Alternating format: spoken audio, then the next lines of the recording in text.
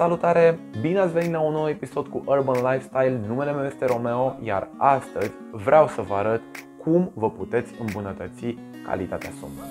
Așa că stay tuned, ne vedem în câteva clipe.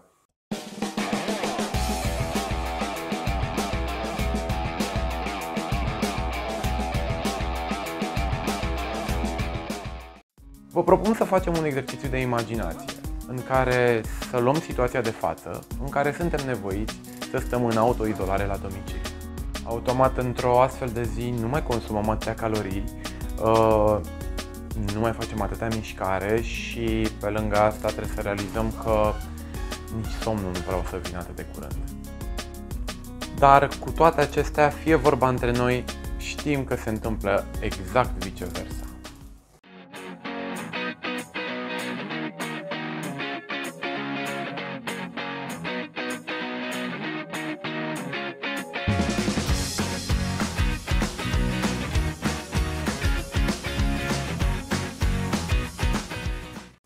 Și uite așa ne trezim în acest scenariu.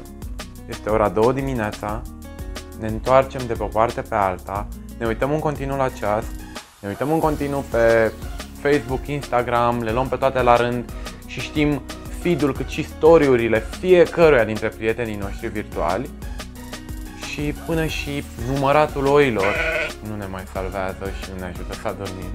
Să nu dormi suficient sau să nu poți dormi sau a dormi în general este o problemă care afectează o mare parte a populației din ziua de astăzi și cu siguranță se reflectă în stilul de viață al fiecăruia de zi cu zi. Așadar, spune-mi cum trăiești viața de zi cu zi, cât de intens o trăiești și în același fel îți garantez că vei și dormi.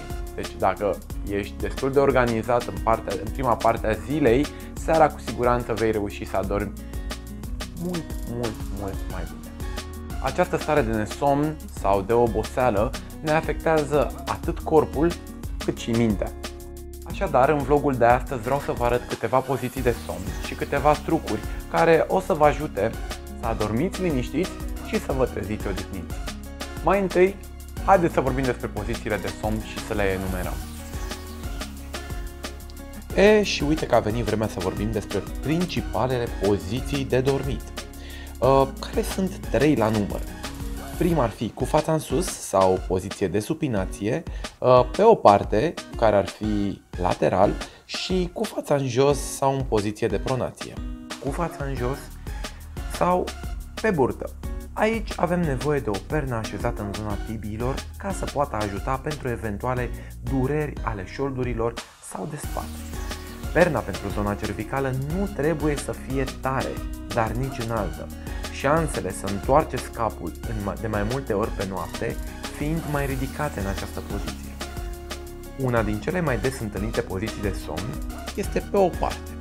V-aș recomanda o pernă sau mai multe pe care să le țineți atât între picioare cât și în zona pieptului. Plasarea acestor perne poate minimiza o mare parte din durerile situate în zona șoldurilor, cât și cele de spate și de omoplați. Pentru perna de sub cap, aș opta pentru o pernă mai soft și un pic mai mare pentru a menține gâtul în poziție neutră și nu doar pe o parte. Cea mai bună poziție de dormit din punct de vedere anatomic este atunci când dormim cu fața în sus. Pentru zona cervicală, eu vă recomand o pernă cât mai aplatizată și, în caz că vă doare spatele, sub picioare, în spatele genunchilor, mai adăugați o pernă. Astfel se va reduce din tensiunea aflată în zona lombară. Acum că știm cum este corect să dormim, eu zic că trebuie să învățăm și cum să adormim. Aici intervin 2 factori cheie: camera unde dormiți și rutina înainte de a dormi. Mai exact, ce nu trebuie să faci înainte să te pui în pat.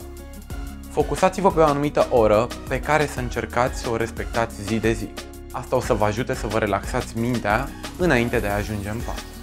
Odată ajunși aici, doriți și o atmosferă care să vă tragă la somn. Așadar, aerisirea camerei, schimbarea așternuturilor săptămânal, o temperatură potrivită în cameră, să nu fie nici prea cald, nici prea rece și în același timp luminozitatea. Eu nu prefer o lumină ambientală, pentru că pe mine cel puțin mă ajută să dorm mai repede. Tot aici vreau să adaug și faptul că ar fi oportun dacă ați dormi fără animalele de companie în cameră. Știu că nu e ușor să faceți acest lucru, dar vă garantez că o să merite. Aveți grijă de voi mai întâi, ca să puteți avea grijă și de ei. Ei, și cu toate astea, tot nu poți adormi? Hai să-ți dau un super pont. Un masaj al scalpului făcut chiar de tine. Hai să-ți arăt cum.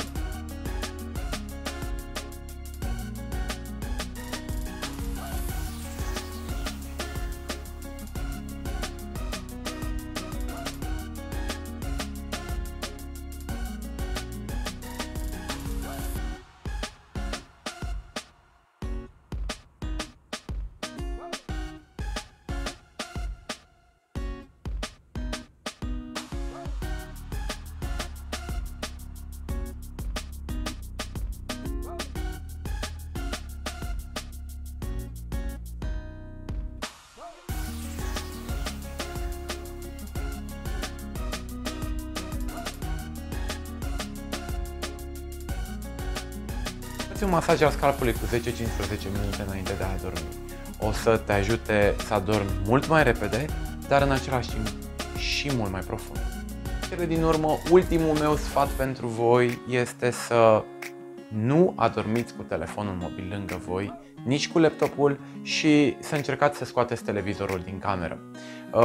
De cele mai multe ori să știți că acestea vă afectează calitatea somnului cel mai mult și știu că este o plăcere să mergem la culcare și să vedem știrile și ce s-a întâmplat în ultima perioadă sau în ultimul timp.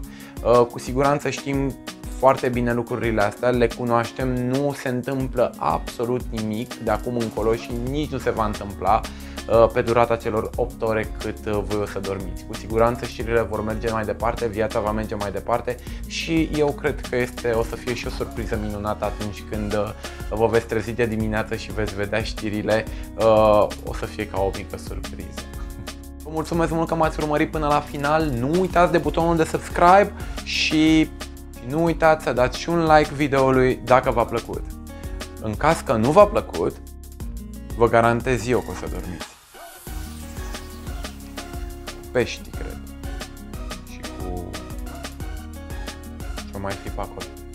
Ne vedem atunci la următorul video. Vă doresc o zi frumoasă și o noapte cât mai relaxată. Toate cele bune!